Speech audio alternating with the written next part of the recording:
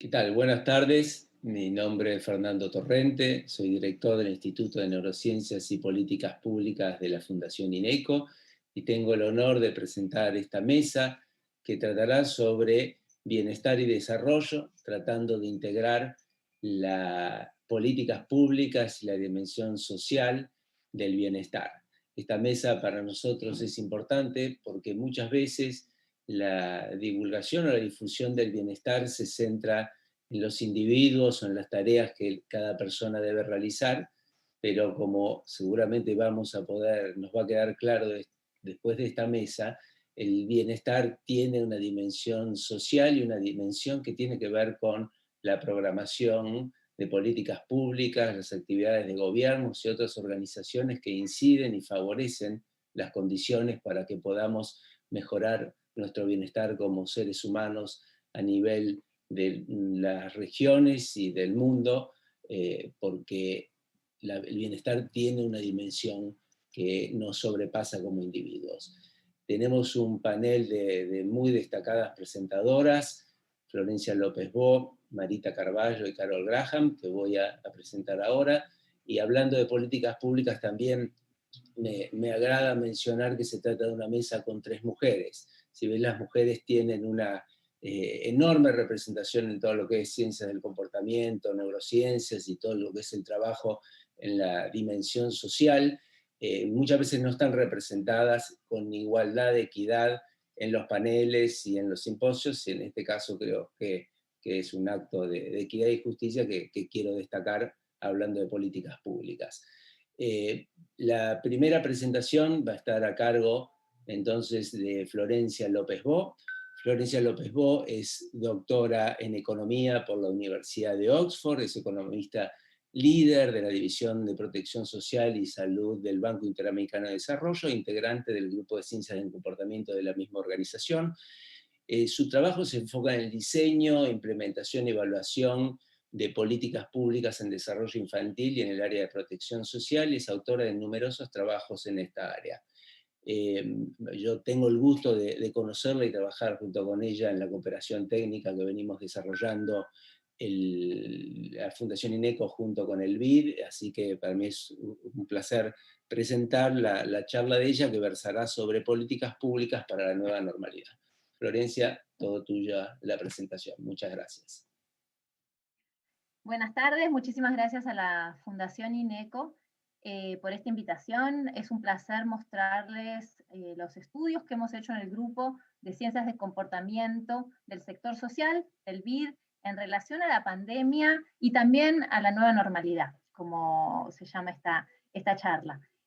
Por un lado, no quiero dejar de remarcar que los rebrotes de infecciones que estamos viendo son un recordatorio muy preocupante de que ganarle a este virus no va a ser fácil y que va a ser necesaria una vigilancia constante, donde el comportamiento de cada ciudadano va a determinar básicamente el comportamiento de la pandemia. La misma Organización Mundial de la Salud dice que los cambios conductuales podrían hasta reducir la propagación del virus en un 50%.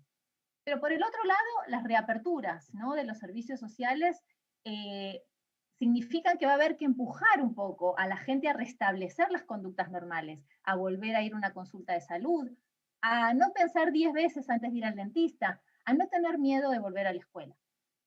Por eso es que para diseñar intervenciones necesitamos primero que nada saber cómo la pandemia ha estado afectando los comportamientos y la mente de la gente. Por eso quería muy brevemente compartir este trabajo que realizamos y fue liderado por la Fundación INECO, una encuesta sobre el efecto de la pandemia y del confinamiento, producto de la pandemia en la salud mental en Argentina.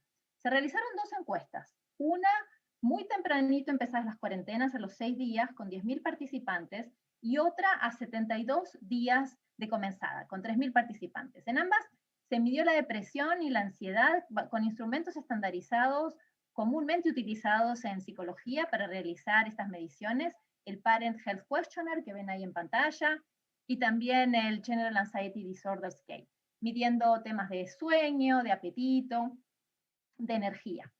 Creo que no sorprende a nadie un impacto notorio y temprano en la depresión y la ansiedad a poco de iniciarse las medidas de aislamiento más restrictivas, en la primera encuesta a los 6, 7 días, y el efecto fue más notorio en los jóvenes, en los hombres y en las personas de menor ingreso. La encuesta de los 72 días muestra una profundización de este impacto emocional, en especial en los síntomas depresivos. En esta encuesta de 72 días también se ve que las mediciones de dificultades cognitivas, de preocupaciones económicas, incertidumbre, son los factores con mayor poder predictivo de depresión y ansiedad. ¿Por qué es importante saber esto? Porque conocer estas tendencias es importante saber por qué la depresión y la ansiedad pueden obstaculizar tomar las precauciones necesarias para prevenir los contagios, además de que por supuesto impactan en el bienestar de las personas. Un segundo estudio que quería compartirles es uno en el que apoyamos a la Secretaría de Innovación y Tecnología de San Pablo en el diseño de mensajes de texto, SMS, apuntando a incrementar el uso de máscaras y enfatizar la importancia de quedarse en casa y el distanciamiento de 2 metros. Todo esto con una evaluación experimental. Se enviaron ese mes a 75.000 teléfonos de un total de 1 millón que nos dio la Prefectura de San Pablo, estratificados por género y por barrio, y se plantearon 5 grupos de tratamiento que ven ahí abajo en la pantalla. El deber cívico que apelaba a cuidar a la familia, a los amigos y a la comunidad. El segundo, las normas sociales. Decía, millones de personas están quedándose en la casa. Haga como ellos, quédese en su casa. El tercero, apelaba a la reciprocidad con el personal de salud. Decía, profesionales de salud están arriesgando sus vidas para combatir el virus. Haga su parte para ayudarlos, quédese en su casa. El cuarto tenía que ver con la autoeficacia y la identidad de grupo. Decía, cada uno haciendo su parte vencerá el coronavirus. Haga su acción individual importa. Y el último tenía que ver con la percepción de riesgo. Las personas pueden estar contaminadas, usted puede ser uno de ellos, no ponga en riesgo a otros, quédese en su casa o tenga el distanciamiento de 2 metros. Al 20% de esta muestra a la que se le enviaron estos SMS, se les hizo una encuesta telefónica de seguimiento para medir el cambio de comportamiento autorreportado. Y miren lo que encontramos. Todos los grupos de tratamiento fueron efectivos en generar mayor concientización en relación a las medidas preventivas de transmisión del COVID. Pero la del deber cívico, la que ven en pantalla, la que apelaba a los seres queridos, a los amigos, a la familia, a la comunidad, fue la más eficiente tanto en los temas de distanciamiento como en generar un mayor uso de máscara. Este mensaje que lo ven en pantalla, traducido ahora al español, antes lo mostraba en portugués, va a ser escalado a casi 3 millones de personas en los 61 distritos con mayor ratio de contagio, y esto se va a evaluar con una metodología de regresión discontinua, aprovechando la discontinuidad de que no había recursos para tratar a todos los distritos de San Pablo. Ahora, ¿qué tan importante? Algo muy importante que hemos aprendido con la pandemia es el tema del testeo y el rastreo de contactos, y en Argentina esto se sabe mejor creo que en varios de los países de la región. Pero depender únicamente del rastreo manual es más invasivo y consume más recurso humano que el rastreo digital. Por eso el uso de aplicaciones de rastreo, que se llaman en inglés Contact Tracing Apps, es útil para salvar vidas, pero solamente si hay un número suficiente de personas que los utilizan. Por eso es que incentivar el uso de estos apps es clave en la nueva normalidad, ¿no? Entonces, en otra encuesta telefónica que hicimos a 10 países, con representativo a nivel nacional, con aproximadamente 1.000 casos en cada país, se hizo esta pregunta que ven en pantalla, condicional, por supuesto, a que en la encuesta hayan mencionado poseer un smartphone, que es el 75% de la muestra. Se les preguntó por una app hipotética que el individuo descarga si así lo desea, o que se instala de forma automática, y entonces el individuo puede desinstalarla si lo desea. Entonces la app le permitiría saber si tiene algún síntoma de COVID y qué puede hacer al respecto. O sea, a la mitad de las personas se les dijo que la app debía ser descargada activamente, y a la otra mitad que el app estaría en sus teléfonos, pero que ellos tendrían la opción de desinstalarla. Lo que ven en la gráfica es que el 52% de las personas en la opción opt-in dijo que seguramente la instalaría o que ya había instalado la app oficial del país, mientras que el 67% de la opción opt-out dice que seguramente no la desinstalará. Y hay una gran variación por país, como pueden ver en pantalla. Se puede ver entonces que hay más probabilidades de que la aplicación esté en el teléfono de los latinoamericanos si la opción es predeterminada, si es por default, que si la aplicación tiene que ser bajada. O sea, es la opción de que se tenga que desinstalar es la más efectiva. Y esto está en congruencia con otros estudios de cómo los default pueden ser muy poderosos para cambiar conductas. El otro estudio que quería compartirles tiene que ver con, en línea con lo de los contact tracing apps, apoyamos a los gobiernos de Ecuador y Uruguay en la puesta en marcha y el incentivo a bajarse los apps oficiales. Así se llama el de Ecuador, y coronavirus.ui se llama el de Uruguay. Como habrán visto en la gráfica anterior, Uruguay justamente es el país donde mayor porcentaje de individuos mencionó ya haber descargado la app oficial del país. En la parte de la derecha se muestra un rediseño que hicimos con un consorcio de universidades inglesas, la plataforma Journey Defense, para evitar el contagio intrahogar, que fue usada en la pandemia H1N1 en Inglaterra en el 2009 y fue muy eficiente, muy efectiva. Fue publicado en el Lancet este estudio, y es una herramienta digital con objetivos personalizados diarios de lavada de manos, de tocado de la cara, de cuántas veces salí y me lavé las manos, y que probó ser muy efectiva, y va a ser evaluada en México. Pasando al tema ahora de comunicación efectiva, el quinto estudio que tenemos resultados en el banco, lo finalizamos en Argentina, Uruguay, Brasil y Estados Unidos, y esto fue en colaboración con el Laboratorio de Neurociencias de la Universidad Torcuato Di Tella, y es un experimento online donde queríamos ver el efecto del anclaje, que en inglés se llama anchoring, dar una cifra, y también el efecto de la postura política en los pronósticos que los ciudadanos hacen sobre la pandemia, más específicamente los pronósticos sobre muertes a final del 2020, y también los efectos sobre la demanda de políticas públicas para combatir el coronavirus. Los participantes fueron 600 más o menos por cada país, y se imaginaban a un líder oficialista o a un líder opositor que establecían un objetivo de muertes al final del 2020, o muy bajo o muy alto. El ancla baja, por ejemplo, en Argentina fue 600 muertes y el ancla alta fue 60.000. En Brasil, por el tamaño del país, el ancla baja fue 80.000 y el ancla alta 8 millones. En la gráfica de la izquierda lo que ven es que el anclaje funciona, o sea, la diferencia es de 5 veces la mediana entre ambos anclajes de muertes pronosticadas para el final del 2020, y esto no es muy sorprendente. Pero no hubo correlación entre los pronósticos de las muertes y el apoyo con las políticas públicas diseñadas para controlar la propagación del virus. Lo que sí vemos es que la postura política afecta los pronósticos. La gráfica de la derecha que ven ahí en pantalla, que es para Argentina, muestra que los opositores al gobierno pronostican más muertes. Esto es así para los 4 países, no es solamente para la Argentina. Otro resultado que no lo estamos mostrando en pantalla, pero que es muy importante, es que hay una relación también entre el partidismo y la demanda de políticas públicas. Vemos que en el caso de Argentina, los opositores al gobierno actual mostraron mayor demanda de políticas públicas COVID, aislamiento, evitar eventos masivos. Esto es nuestra encuesta online, ¿sí? Lo que podría implicar que el apoyo a las políticas públicas para combatir la pandemia están fuertemente influenciados por partidismos, cosas que ya hemos visto en estudios que han salido, más que por las creencias de las personas sobre la gravedad de la pandemia.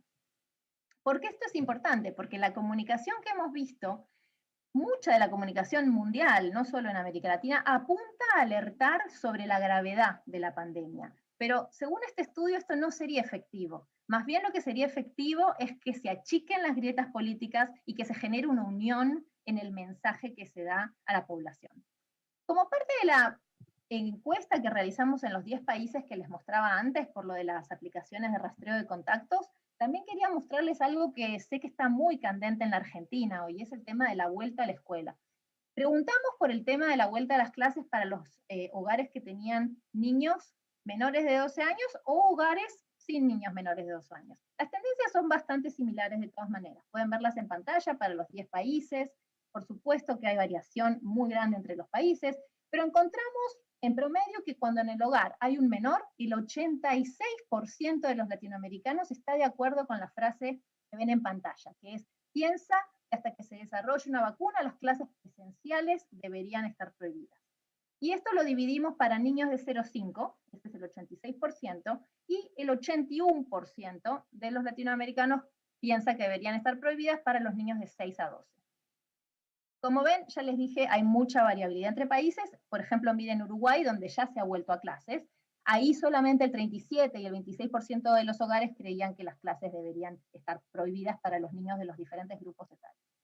¿A qué voy con esta gráfica y por qué el tema de comunicación efectiva? La nueva normalidad va a requerir una clara, súper clara estrategia comunicacional con los padres para mantenerles informados de los protocolos y las medidas y entregarles tranquilidad, porque claramente estos resultados eso es lo que nos están mostrando.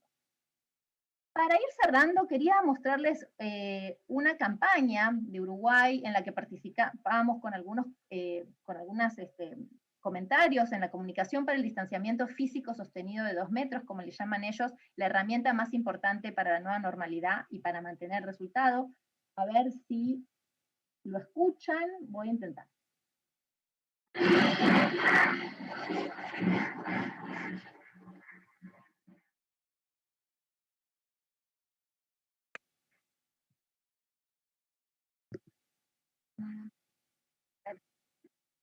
¿Se escuchó? Bueno, quizás, no sé si... Se escuchó por fragmentos, se vio todo, pero ok, por momentos por el ahí audio se está muy claro. el audio a veces es complicado. Queda un minuto, aprovecho para avisarte, para cerrar. Sí, ya cierro. Así cierro con el qué aprendimos. ¿Qué aprendimos entonces de estos 5 estudios y colaboraciones con los gobiernos de América Latina que les he contado muy resumidamente? Aprendimos que hay un profundo impacto emocional, en este simposio seguro se ha hablado de esto. Aprendimos que hay un profundo escepticismo ante la vuelta a clases presenciales, para los menores de 12 años por lo menos, que el deber cívico, pensar en la familia, en los amigos, en la comunidad, nos moviliza a un mayor distanciamiento social y uso de máscaras que las normas sociales, que la reciprocidad con el personal de salud, o que otros marcos de ciencias del comportamiento, que las opciones predeterminadas, los famosos default, también aumentan la probabilidad de descargarnos aplicativos de rastreo de contactos, lo cual va a ser extremadamente importante para la nueva normalidad. Y último, que el partidismo es importante y más importante que las creencias de la gente en el apoyo a las políticas públicas para combatir a la pandemia. Muchísimas gracias. Muchas gracias, Florencia, por tu presentación y por todos estos datos tan interesantes e importantes en este momento. Voy a presentar ahora a la siguiente oradora, es Marita Carballo. Marita Carballo es presidente de la Asociación Mundial de Opinión Pública y presidente de la Academia Nacional de Ciencias Morales y Políticas y miembro de la Academia Nacional de Educación, vicepresidente del Comité Científico de World Value Survey y es directora del Departamento de Sociología de la UCA, y también, como Florencia y todas las presentadoras, autora de numerosas publicaciones y libros sobre estos temas. Marita nos hablará sobre la felicidad de las naciones, ayer, hoy y mañana. Marita, adelante. Muchas gracias. Muchas gracias por la invitación. Buenas tardes a todos. Bueno, comprender la felicidad es una tarea complejísima que siempre nos asombra, nos interesa a todos, y tanto a las personas en general como a los especialistas en ciencias sociales y filósofos. ¿Qué es lo que nos preguntamos? ¿Qué es la felicidad? ¿Por qué algunos individuos y personas se manifiestan más felices que otras? ¿Qué factores determinan la felicidad? Si existen países y culturas más felices que otras, si el ingreso, el consumo son las variables principales para alcanzar ese estado. ¿Qué podemos hacer desde lo personal y sobre todo desde las políticas públicas para aportar bienestar a nuestras sociedades? ¿Cómo podemos paliar o reducir el sufrimiento de nuestros pueblos? ¿Cómo hacerlo si queremos respetar la individualidad y la libertad de las personas? Estas son algunas de las preguntas que guían nuestro análisis. Y nosotros, yo me baso mucho en el World Value Survey, la encuesta mundial de valores, desde la que participo desde la década del 80 en que se inició, que es una investigación que cubre más de 100 países, que se realiza cada 5 años para medir los cambios de valores y dentro de esto también el bienestar de la gente. Lo que tiene de bueno esta mega encuesta es que es una encuesta muy larga que cubre muchas esferas de valor y permite después relacionar muchos factores para ver cuáles son los que correlacionan más con la felicidad para después poder apuntar a trabajar sobre ellos. Básicamente se trabaja sobre dos preguntas que se vienen haciendo sistemáticamente. Una tiene que ver con la satisfacción con la vida en una escala de 1 a 10 y otra con la felicidad. ¿En qué medida se siente feliz? Muy, bastante, poco, nada. Estas dos preguntas están altamente correlacionadas, pero tienen matices. La de satisfacción es más evaluativa, reflexiva, y la de felicidad es más emocional y está más ligada al presente. Con estas dos preguntas elaboramos un índice de bienestar. Este índice de bienestar nos permite hacer rankings y también ver luego los mapas y los factores que están asociados a la felicidad. Acá ustedes ven un mapa del mundo donde tenemos en verde a los países con más felices o con más bienestar subjetivo. Como ven en el mapa, están dentro de ellos los países del norte de Europa y los latinoamericanos. Islandia, Noruega, Suiza, Holanda, Gran Bretaña, seguidos por Puerto Rico, México, Colombia y Ecuador, ocupan los primeros lugares en la última medición de 82 países. Pero el resto de los países de nuestra región también muestran niveles de bienestar subjetivos superiores a la media mundial. Argentina, Uruguay, Brasil, también Perú. Y los países del resto de Europa restantes tienen muy altos niveles, muy por encima de la media, como son Suecia, Dinamarca, Finlandia, también Austria y Alemania. Vemos ahora que hay países entonces con nivel de felicidad muy alto y desarrollo económico alto, como los escandinavos. Pero también hay países, les voy a mostrar esta tabla que relaciona GDP, o sea, Producto Bruto Interno, por el bienestar subjetivo, y van a ver países, como dije, como los noruegos, los escandinavos, que tienen altos niveles de felicidad y desarrollo económico, y países como los de nuestra región, ahí ven México, Colombia, Ecuador, Argentina, Uruguay y demás, que tienen niveles medios o bajos de PBI con altísimos niveles de felicidad. Entonces la relación es compleja, porque podemos deducir de ello que el desarrollo económico por sí solo, y lo muestra esta curva, no implica necesariamente un alto nivel de bienestar subjetivo. Pero también vemos que los países ubicados en el lado oscuro de la tabla o del mapa, que estaban en naranja en el mapa, son países que tienen menores niveles de felicidad y tienen bajo nivel económico. Se encuentran países del África, del Medio Oriente y los países pertenecientes a la ex Unión Soviética. Entre ellos Zimbabue, Nigeria, Palestina, Egipto, Túnez, Yemen, Marruecos, Algeria, Bulgaria, Ucrania, la Federación Rusa, etc. Pero nos preguntamos, ¿qué es lo que hace que las sociedades, hemos visto las variaciones entre países, pero ¿qué hace que haya sociedades y personas que son más felices que otras? Si queremos influir en los niveles de felicidad, debemos entender más. A partir del trabajo de la Encuesta Mundial de Valores, podemos detectar qué factores correlacionan más con el bienestar subjetivo.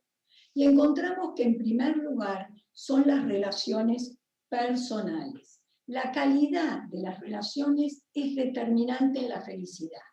La importancia de los amigos, de los familiares, y de tener a quién recurrir, con quién hablar cuando se tiene un problema, es fuente de bienestar. También el vivir en pareja está demostrado que es una fuente de felicidad mayor que el no tenerla, el no hacerlo. El segundo aspecto que aparece muy fuertemente es el de la salud. Una alta correlación con la percepción de salud de los ciudadanos. Y no nos referimos solo a la salud física, sino también a la salud mental y psicológica, que ambas componen la salud. Luego viene el ingreso. Como vimos en este cuadro que les mostré, el PBI no es suficiente para explicar el grado de satisfacción con la vida de las naciones. Pero también encontramos en todos los países en los que hemos medido que quienes son más pobres tienen niveles marcadamente mayores de infelicidad o de menor felicidad que quienes tienen mayor poder adquisitivo. Asimismo, dicho esto, también los estudios muestran que alcanzado de determinado nivel medio alto, el ganar un poco más no mueve mucho la aguja de la felicidad. El otro factor que influye mucho es el trabajo. Encontramos que mayores niveles de satisfacción con el trabajo y orgullo con el trabajo están fuertemente asociados con los niveles de bienestar. Y la contracara de ello, el desempleo, es algo que los estudios muestran que marca por mucho tiempo a la gente. Se sufre mucho en el desempleo cuando este es durante un periodo largo y cuesta mucho, si se llega, volver a los umbrales de felicidad anteriores. Todos estos datos importantes para el diseño de políticas públicas. Otra de las cosas que influye mucho es la libertad personal, la libertad de tomar mis propias decisiones, sentirme libre de tomar mis propias decisiones. Y luego la confianza. Acá con la confianza en Latinoamérica tenemos un problema. La confianza en el mundo está muy asociada con la felicidad, y tanto en las personas como en las instituciones es la base de un buen funcionamiento de la sociedad. Nosotros no tenemos esa confianza interpersonal, como sí pueden tenerla los países, por ejemplo, nórdicos europeos, y eso explica mucho de su felicidad. Lo que ocurre es que en nuestra región eso está compensado por el círculo íntimo de la familia y de los amigos, que de alguna manera compensan y cumplen ese rol. Pero tenemos que estar persuadidos de que tenemos un muy bajo capital social, que tenemos que resolver, en lo que tenemos que trabajar, y se puede hacer mucho desde la política pública, porque afecta nuestras vidas, la política y la economía. Ahora quiero hacer un poco referencia y enfocarme a qué es lo que está pasando en la pandemia con la satisfacción con la vida. Y me voy a enfocar en el caso argentino, que es del que tengo más datos, porque nuestra última encuesta de World Value Survey termina en 2017-2018, y no tenemos datos de pandemia. Los últimos datos del World Value Survey para Argentina mostraban que en 2017 un 78% de los argentinos se declaraban muy satisfechos con la vida. Y la encuesta que hemos realizado hoy con la Universidad UADE y Voices muestra que este número ha caído en la actualidad, en el 2020, al 49%. En mayo-junio, o sea, 30 puntos porcentuales. Y en este mismo periodo han crecido los infelices del 5 al 20%. Un tema que nos interesa recalcar es que vimos algunos cambios, además, en la composición de los grupos satisfechos e insatisfechos. No se da como era previo a la... Perdón, queda un minuto, ¿sí? Para cerrar la charla. Yo voy por el 11 minuto. Okay. También se indagó, digamos, esto de que interesa señalar que como era previo a la pandemia, no se da en forma de ahora la felicidad, sino que ahora son los jóvenes los más afectados. anímicamente y menos satisfechos. Y también la relación era pareja entre mujeres y hombres, pero el estado anímico de las mujeres lo encontramos más caído. Y como siempre afecta más a los estratos más empobrecidos. Voy a tratar de reducir porque veo que están cortos de tiempo, pero cuando preguntamos los sentimientos en la última semana, encontramos que 7 de cada 10 argentinos manifiestan sentirse ansiosos, 6 de cada 10 no querer leer más o ver noticias del coronavirus, 6 tienen desórdenes de sueño de cada 10, 6 tienen desórdenes de apetito, ya sea por no tenerlo o por comer demasiado, 4 de cada 10 se encuentran deprimidos, 3 de cada 10 se manifiestan muy solos y también 3 de cada 10 tienen mucho miedo.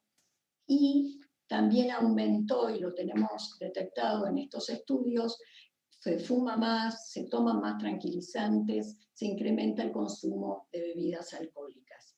También hay una comparación, que no voy a mostrar las cifras ahora, entre el 2015 y el 2020, con distintos estados psicológicos, y vemos que son contundentes los resultados en el sentido de una caída psicológica importante, importantísima, que hay que atender debido a la pandemia, y que las políticas públicas tienen que poner el foco en la felicidad y utilizar el bienestar como objetivo para poder elegir qué políticas nos prometen producir los mayores aumentos de calidad de vida.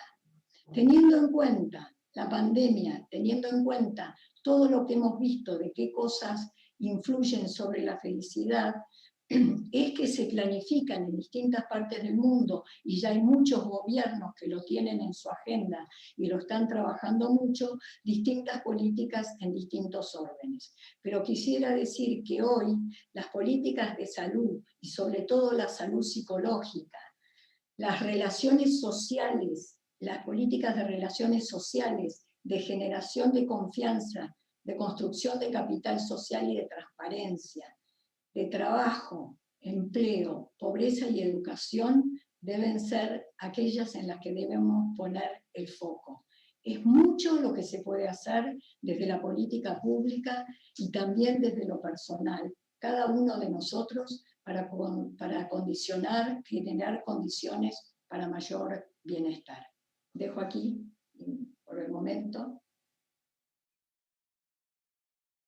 Muchas gracias, Marita, por la interesantísima presentación y por poder apurar un poquito el ritmo, porque sí, efectivamente estamos un poco ajustados de tiempo y es importante poder ir llevándonos para no demorar mucho todo lo que sigue, ¿no? Es una de las cosas de adaptarnos a esta virtualidad que nos cambia tanto. Así que te agradezco muchísimo y después retomamos esto a partir de la pregunta que quiero hacerle a las 3 al final de las presentaciones, ¿sí? Bueno, ahora voy a dar presentación a la siguiente speaker, es Carol Graham. Carol es Senior Fellow en el Brookings Institute y profesora de la Universidad de Maryland, es investigadora principal en Gallup y ha sido también asesora del Banco Interamericano de Desarrollo, también autora de numerosas publicaciones y libros, y ella nos presentará la charla que se titula Atendiendo las inequidades en el bienestar durante el contexto actual. Carol, adelante y muchas gracias por estar aquí con nosotros. Muchas gracias, Fernando, para la introducción y la invitación. Yo soy inicialmente del Perú y he trabajado mucho sobre felicidad en América Latina, pobreza en la región, inequidad. Pero tristemente el estado de los Estados Unidos está tan mal ahora, no solo en términos del pandémico, pero también en términos de malestar psicológico, que he estado haciendo para como 5 años trabajos en los Estados Unidos sobre estos temas. Voy a poner mi pantalla, disculpa.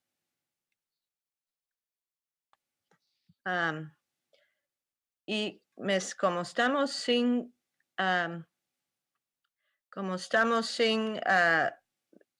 tiempo y yo estudié economía en inglés. Voy a cambiar inglés solo para la presentación. Puedo obviamente contestar en español las preguntas, pero sí me muevo un poquito más rápido, que creo que necesitamos, dado el tiempo. Así que, so I've been looking at well-being and happiness in a way to measure what's wrong with the United States as a start. I started this about 5-6 years ago. And the idea is that the pursuit of happiness, which is in the US Declaration of Independence, is not about just contentment, something that we do measure with these metrics like happiness today, but it's really about the opportunities to seek fulfilling lives. And that combines individual freedom and social fairness. But that pursuit of happiness is very definitely not available to all citizens in the US today. And I'll show you some figures also comparing with Latin America, and the US scores much lower on so many metrics. But what I've been trying to do is explore why our increasing levels of inequality, income inequality, well-being inequality, and lack of hope matters not just to now, but it also matters to the future of capitalism, democratic capitalism in both rich and poor countries. We're seeing a big crisis right now in the US, and I think and fear it's having implications elsewhere as well, in terms of just lack of faith in the whole economic system and lack of faith in the political system going together. So what I've been doing is using the metrics to focus on and measure patterns and trends in what we call deaths of despair in the United States. Deaths of despair are premature deaths which are due to suicide, opioid overdose, other kinds of drug poisonings in people in their middle ages, and these are concentrated among less than college educated whites. Not surprisingly, that's the same group that also supports Donald Trump. Although I won't talk much about that, it's a very desperate cohort in the United States. So I was already in the process of doing this and enter COVID. And what we find is that, obviously those who are already disadvantaged and vulnerable, which came out in the other two good presentations, tend to be hardest hit by COVID, both because of the nature of their jobs and because of their inability to social distance and in the same way, and also just less margin to absorb a shock. But what we're seeing is that there is a connection between these two pandemics, or at least public health crises. So because of the virus, which brings with it anxiety, fear of, all kinds of problems, a huge employment shock, we find that these are having mental health shocks that could lead to approximately 75,000 more despair-related deaths in this coming year. We have about 70,000 despair-related deaths a year already. So again, this is drumming home that there's a lot to worry about in the United States. And sort of to complement what Marita was saying, well-being metrics tell us a lot that income metrics do not. And in many cases, they can serve as warning indicators of social problems. In the end, they take the pulse of the mental health and hope of societies. And I don't think they should, we should toss out the baby with the bathwater and replace GDP or GNP, but we should, like many, many other countries, the UK, Canada, New Zealand have already done, in Chile, I think, has made some strides, incorporating these metrics into our official statistics so that they complement what income-based measures tell us. Very quickly, it's really important for people to know, I'll be very quick on this slide, but the most important thing here is we do not go around and ask people if certain things make them happy. We don't say, does corruption make you unhappy, or does unemployment make you unhappy, or does spending time with friends make you happy? What we do is we take measures of well-being, which could be life satisfaction, stress, worry, hope, anger, as in the first part of the survey from everyone. And then we take their socioeconomic and demographic traits. And then we can, controlling for those things, which have very consistent patterns, we can explore the happiness effects of things that vary or change more. Things like inequality, environmental quality, smoking, exercising, inflation or unemployment rates, pandemics. And the patterns that we find are very consistent around the entire world. In the determinants of life satisfaction are income, it does matter. Health matters more, employment, stable employment, having social relationships, and marriage. Marriage is something that in a way is an artifact of construction, which is a funny way to talk about it, but it's because happier people are more likely to marry each other. So when you have cross-section data, you're simply picking up the effect, you're comparing the before marriage happiness levels of the people who were married to those who stayed single. I can tell you more stories about marriage and the lasting effects of marriage, but I don't have time. So for the questions maybe. So on another very, very consistent pattern across people everywhere, we found this holds in about 142 countries around the world in the Gallup World Poll, is the relationship between life satisfaction and age. Now this is controlling for age-adjusted health, which is very important, but we find that the low point in life satisfaction and other markers of well-being, and there's a high point in stress and anxiety and a high point in suicide around the same age, is around from about 40 to 50 in most countries around the world, with a little bit of variance. There are a lot of reasons for this. Aspirations align with reality as people get to the middle-aged years, double burdens of financial burdens, kids and parents, whatever it might be. And then as people get older, they also get emotionally more wise. And finally, one of the things that drives the very top levels of happiness is selection bias, because happier people live longer. So the less happy people die off as you get older up in the curve. But back to this middle point, when we see the deaths of despair in the US, and this trend is starting in some European countries as well, the deaths are concentrated in that middle age U. So large numbers of people are just not getting out of it alive. So very quickly, just looking at inequality of well-being in the United States compared to Latin America. As you can see, people in Latin America report less stress on a daily basis, significantly less than do people in the United States. But what's interesting is that the gap on this between the poor and the rich is much greater in the US than in Latin America. So the US poor report significantly more stress on a daily basis, about 50% of US poor respondents, than do the poor in Latin America.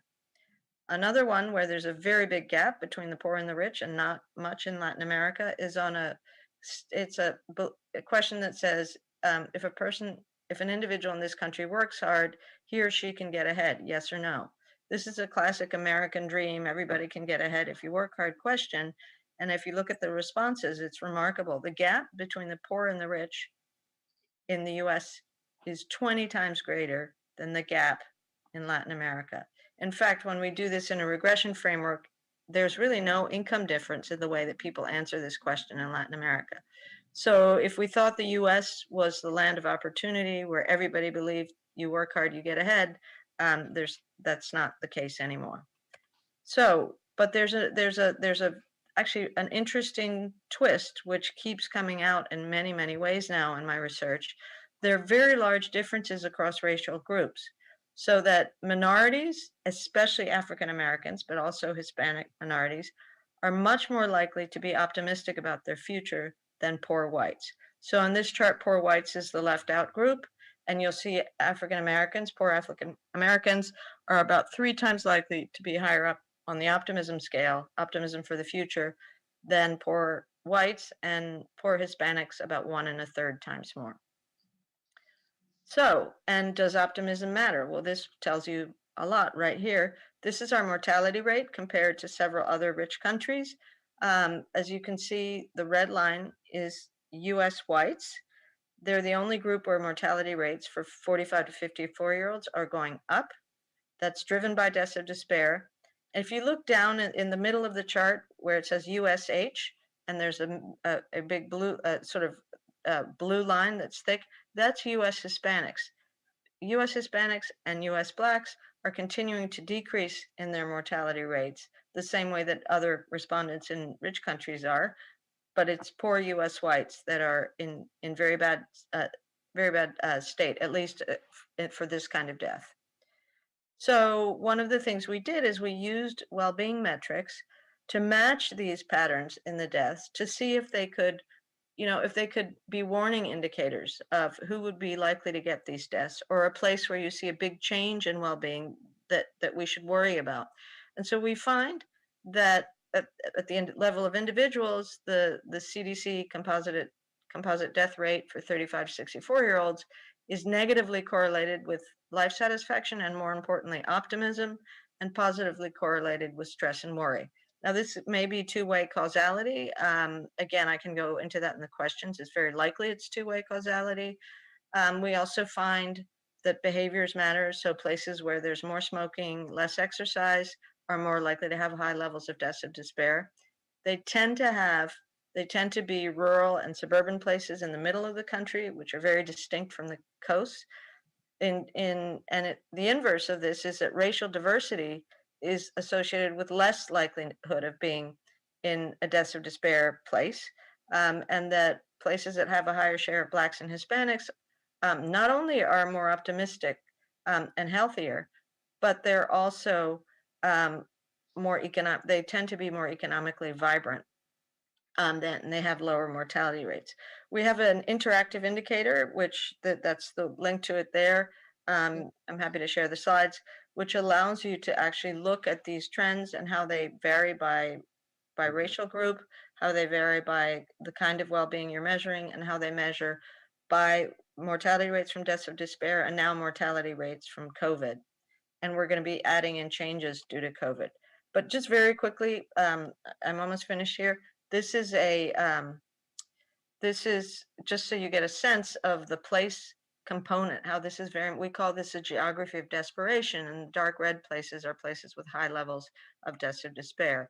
There's very much a place story. Some of it has to do with employment, some of it has to do with racial composition, and some of it has to do with culture. We find that places where there's a large number of minorities, either African Americans or Hispanics, tend to be more optimistic. That's controlling for everything else. And there's something about the kind of cultural and community ties that minorities have in the United States that poor whites do not have, that's also psychologically protective and protective of mental health. Very quickly, I can't get into this too long just because of the time constraints, but we have been doing surveys of the... minuto, Carol, Un minuto? Okay. Okay, I'm going to skip this except to say two things, and then I can basically conclude with two more slides. So one, we find we're doing surveys of the determinants of hope among poor adults. We started in Peru, and now we're doing it in poor and Black parts of the United States. And again, we're trying to understand what are the factors that makes adults at their formative ages more hopeful, more optimistic, and then they're also more likely to pursue college, to preserve their health, and avoid risky behaviors. In historical work, we find that optimists live longer. And then finally, our latest finding is that despite the fact that African Americans have been disproportionately highest hit by COVID in the United States, they still report more hope for the future and better mental health during COVID than whites. So this is a slide, as you can see, the slide that says 5 years in the future is our optimism difference. And you can see that, again, particularly low-income Blacks are much more optimistic than whites, even though they're getting very hard hit by COVID. Here's mental health, how you reported your mental health 3 months before, and then how you report it now. And again, you see the gap up, with low-income Blacks is even higher in the face of COVID. This is really, truly a resilience finding. This finding holds in so many circumstances. We're trying more and more to understand it better because it's preservative of mental health during pandemics and other kinds of crises. And we hope to figure out how we can understand spillover lessons for other groups. Then just lastly, one of the things that we're also trying to do is add in, we've seen these in some of the other data shown today, we've seen big changes in anxiety and depression, sadness, suicide, all up, overdose rates. We're getting first responder data from that are covering, that allow us to compare this period to the same period for 2019, and we can see the changes in mental health markers, negative changes due to COVID, due to the pandemic. And we're going to be using that data to also point out the most vulnerable people and places. And then just the last thing is that I think it's really, although this is a horrible pandemic, I think it's actually opening the door to better understanding, prioritizing of well-being, mental health, neuroscience, and all of the non-economic factors that make societies functional and thrive. And I think this has shaken up, it's certainly shaken up health professionals and economists in the United States, in the public and private sectors. I think that's an opportunity. I think worldwide, this is helping us take a broader well-being approach and not just an economic growth approach, although, as I mentioned before, we need economic growth, but we have to think about these other sides of human welfare and of societies if we're going to navigate COVID and other similar challenges. So, ahí paro. Muchas gracias, Carol. Les agradezco a las tres las presentaciones estupendas y llenas de datos, que es tan importante para informar las políticas públicas y también para entender fenómenos como el bienestar, que a veces, si no los cruzamos con datos, pueden parecer vagos o inaprensibles. Como tenemos muy poquito tiempo, yo voy a formular una pregunta para las tres. Les voy a pedir que la respondan en orden de presentación, Florencia, Marita y Carol, y tratar de ceñirnos a no más de un minuto. Es una pregunta muy concreta, muy directa, y la idea es si pueden resumir en un minuto qué recomendación le darían a los gobiernos de nuestra región para aumentar el bienestar en estos momentos de pandemia en la población, y por qué elegirían esa especial recomendación. Florencia. Gracias, Fernando. Como yo no soy especialista en bienestar y creo que Marita y la doctora Graham van a hacer mucho mejor trabajo en responder, voy a hacer una cosa muy corta y más bien en un bienestar más holístico, ¿no?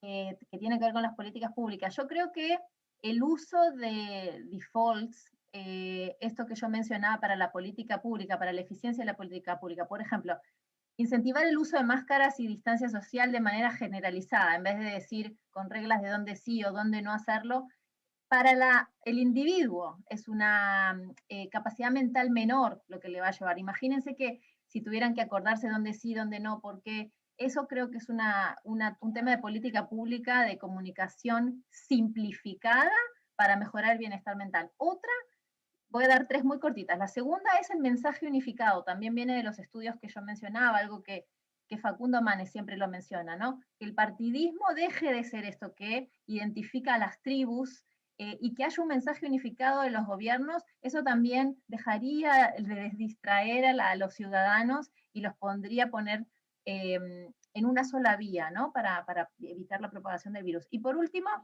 parecería que estos mensajes, y también lo mencionaban las otras ponentes, mencionado con nuestros seres queridos, con nuestras redes sociales, nuestros amigos, familia y comunidad, son mucho más efectivos que cosas que en la economía han funcionado en el pasado, como las normas sociales o la percepción del riesgo. Así que creo que usar estos tres mensajes para el diseño de las políticas públicas puede descargarle al individuo para tener mayor bienestar. Muchas gracias, Florencia. Marita. Bueno, mira, yo diría lo siguiente. En primer lugar, haría mucho foco en el tema de las políticas de salud y de la política también que incluya la salud psicológica, que está muy dejada de lado. Y me parece que en el caso de, con pandemia de por medio, realmente urge más que nunca.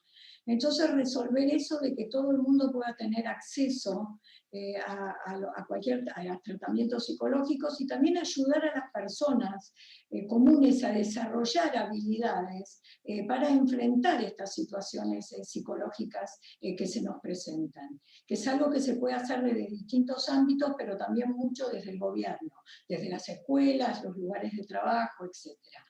Otra de las cosas que me parece realmente que urge es resolver el tema de la desigualdad tecnológica. Digamos, no sabemos cuánto dura la pandemia, los chicos van y vienen del colegio, pero lo cierto es que hay una injusticia social ahí muy, muy grande que debe resolverse y que me parece que estamos en capacidad de poder alcanzarlo. Y después todo lo que tiene que ver con la construcción de capital social, de mayor transparencia, de generación de mejores relaciones comunitarias que llevaría, digamos, a tener menos grieta, a no estar tan divididos, a encontrar más puntos de consenso y a perder esa desconfianza tan marcada que tenemos hacia todo aquel que no es nuestro íntimo. Excelente, Marita, gracias. Carol. Seré muy breve y siguiendo al punto de la importancia de la salud mental, la salud psicológica y el bienestar. Yo creo que un paso muy importante es tener estas medidas de bienestar que miden igual el bienestar psicológico como estadísticos oficiales. Cree totalmente otra discusión, que no solo somos académicas como yo, Marita, muchos otros, haciendo estos trabajos, sacando los datos, pero cuando se ve en los países que ponen estos datos como parte de su sistema de colección de estadísticas, lo pone ya más centralmente como prioridad en la política pública.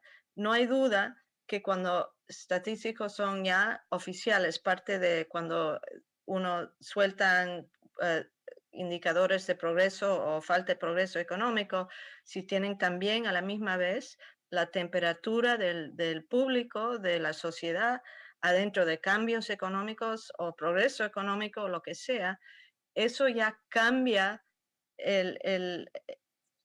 toda la discusión sobre las políticas públicas de una manera que nunca va a salir cuando solo tenemos métricas de ingreso.